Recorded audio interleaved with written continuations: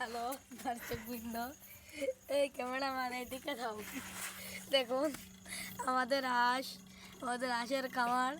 এদিকে আছে আমার তৈরি একটি ফ্যান, যার যেটা ব্যাটারিতে চলে, এবং এদিকে আছে আমাদের এই খামারে মোট 15টি হাঁস আছে, সব প্রায় 3 কেজির উপরে। ক্যামেরাম্যান ভালো করে দেখাও।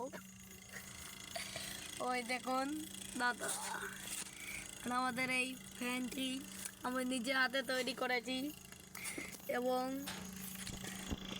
ওই দেখুন আমাদের ক্যামেরাম্যানের কি কায়দা, সে একেবারে স্মুথলি ভাবে দেখিয়ে দিচ্ছে।